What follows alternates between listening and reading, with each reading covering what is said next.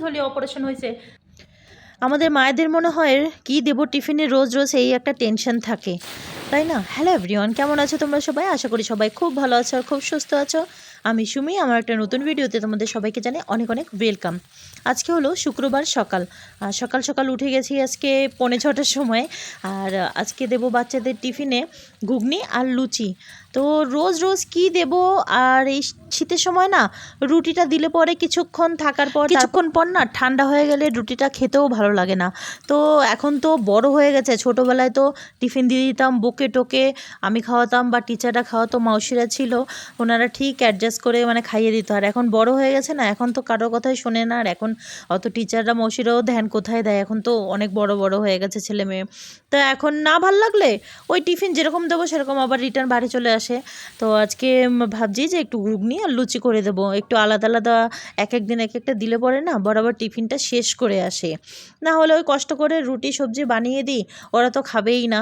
তো লুচিটা অ্যাকচুয়ালি দিই না টিফিনে, এই মনে হয় প্রথমবার লুচিটা দিলাম।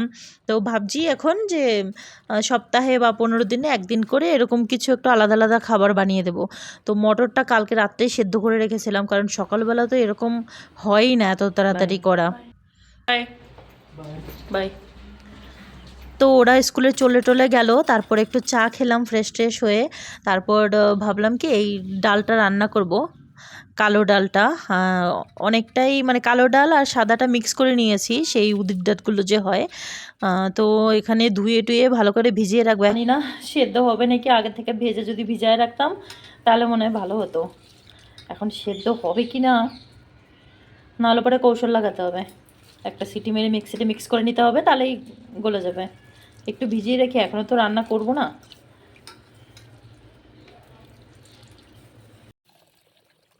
ভিজানো থাক, একটু পরে সিটি লাগিয়ে নেব। চান পুজো সব কমপ্লিট, এখন হলো আমার পেট পুজোর পালা। পুজো তো কমপ্লিট, এখন আমিও আমার জন্য কিছু একটা বলতে ওই লুচিই খাবো, দুটো তিনটেই বানাবো, বেশি বানাবো না। এই যে 3টে মতো বানিয়ে নিয়ে এসেছি আমার জন্য। সকালে এখন কটা বাজে? 10:30 বাজে। আর ভীষণ খিদেও পেয়ে গেছে। তো ভালোই লাগে লুচি, কিন্তু একটা সময়ের পরে মানে বয়সটা ধীরে ধীরে বাড়তে থাকে যখন, তখন কিন্তু হজমের ভীষণ অসুবিধা হয়। আর তারপর যবে থেকে পিত্তথলি অপারেশন হয়েছে তারপর থেকে তো মানে লুচি পরোটা মশলাদার যে কোনো খাবার ভীষণ কষ্ট হয় হজম হতে। তো খেতে ভালোই লাগে, তো খাই, সব কিছুই খাই, অল্প অল্প করে খাই যেন অসুবিধাটা না হয়। তো অপারেশনের পর তো প্রথমে ভীষণই অসুবিধা হতো, তো এখন সেটা ঠিক হয়ে গেছে। তো সব কিছুই খাই, লুচি পরোটা মশলা খাবার সবই খাই, কিন্তু ভীষণ কম করে খাই, তাহলে আর সেই অসুবিধাটা হয় না। তো চলো খেয়ে দিয়ে নিই। অনেকটাই ফুলে গেছে, প্রায় 2 ঘন্টার মতো ভিজেছিল। তো এখন এটা একটা সিটি মেরে নিই, একটু গ্যাসটা সিম করেই সিটিটা মারবো।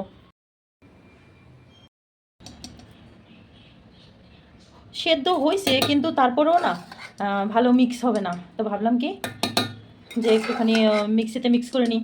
যেই কথা সেই কাজ, সেদ্ধটা মানে ভালো করে মিক্স হইলো না।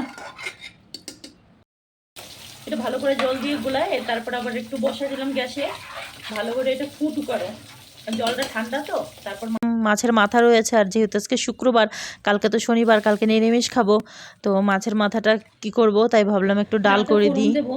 আর ডালটা এমন ছিটে ছিটে আসলো যখন বসালাম, পুরো গ্যাসের চারিদিকে দেখো একদম ছড়িয়ে গেছে ডালের ছিটাতে। আর এই ডালটা মানে একটু বেশিই ছিটায়।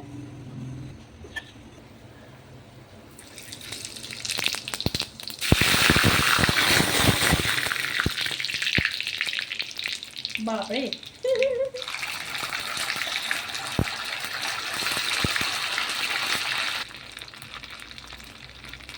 একটুখানি আদা বাটা আর একটুখানি জিরের গুঁড়ো।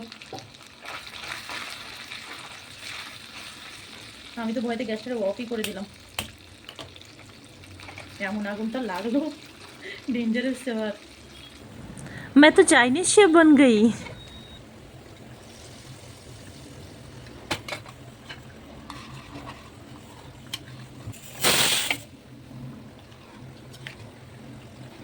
এই কালো ডালটা শুভমের বাবার খুব পছন্দ, তা আজকে তো পুরোপুরি কালোটা করলাম না, অল্প একটু মিক্স করে তারপর রান্না করছি। কলকাতায় থাকতো তখন মা আমাকে বরাবর এইসব ডাল কিনে না মানে এইসব ডালগুলো সব ওখান থেকে কলকাতা থেকে কিনে কিনে দিত। এখন আর মা কলকাতায় থাকে না বলে অনেক কিছু খাওয়া হয় না।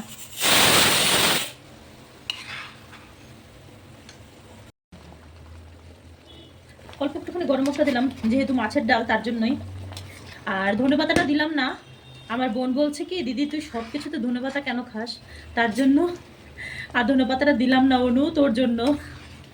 তা আমার ধনেপাতাটা এমনি ভীষণ ভালো লাগে যে কোনো সবজিতেই, মানে যে কোনো সবজি তো সব সবজিতে তো যায় না, কিন্তু তারপরে ধনেপাতাটা আমার ভীষণ ভালো লাগে।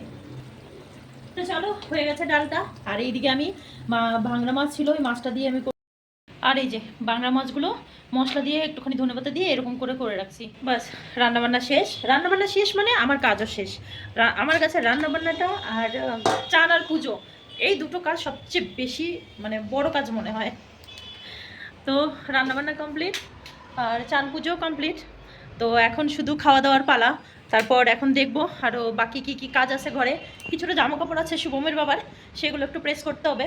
আগে বসবো একটু 10-15 মিনিট, বাচ্চারা আসবে 2:30টার সময়। এখন বাজে মাত্র 1:15, তো একটু বসবো। তারপর 10-15 মিনিট রেস্ট নিয়ে তারপরে যা বাকি কাজ করব। কিছুটা সময় রেস্ট করার পর তারপরে যে জামা কাপড়গুলো নিয়ে আসলাম, তো শার্টের বোতামগুলো লাগিয়ে তারপরে প্রেসটা করে চালু করে দিই, নাহলে আবার ওর বাবা চলে আসবে, বাচ্চারা চলে আসবে, পরে আর হবে না। আর আমিও যদি বসে থাকি তাহলে ল্যাদ খেয়ে মনে হবে বসেই থাকি। তো যে কথা সেই কাজ, দুটো মানে 4টে জামা প্যান্ট আর 2টো শার্ট যেই হলো অমনি ওর বাবা চলে আসলো। তারপর বাবাকে খেতে দিলাম, ওর বাবাকে খেতে দিতে দিতে শুভম এসে তো স্কুল থেকে চলে আসলো। তারপর ওদের খেতে দিলাম। তারপর আর বাকি যে 3টে-4টে শার্ট ছিল সেইগুলো আর হলোই না প্রেস।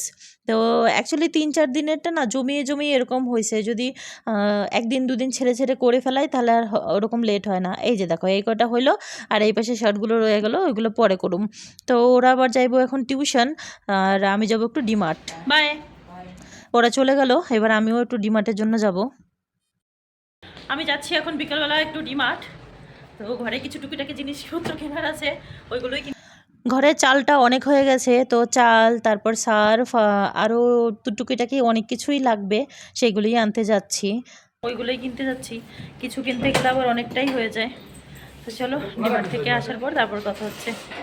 আর আমি সবসময় প্ল্যানিং করি এমনভাবে যেন শুভমের বাবা যখন সাইডে যাবে তখন যেন আমাকে নামিয়ে দিতে পারে, আর আমি ওর ভেতর ডিমার্টে গেলে এমনিতেই 1-2 ঘন্টা কীভাবে চলে যায় পাতাই চলে না, আর আসার সময় আমাকে নিয়ে আসবে। আর আমি মূলত এই ডালটা নেওয়ার জন্যই ডিমার্টে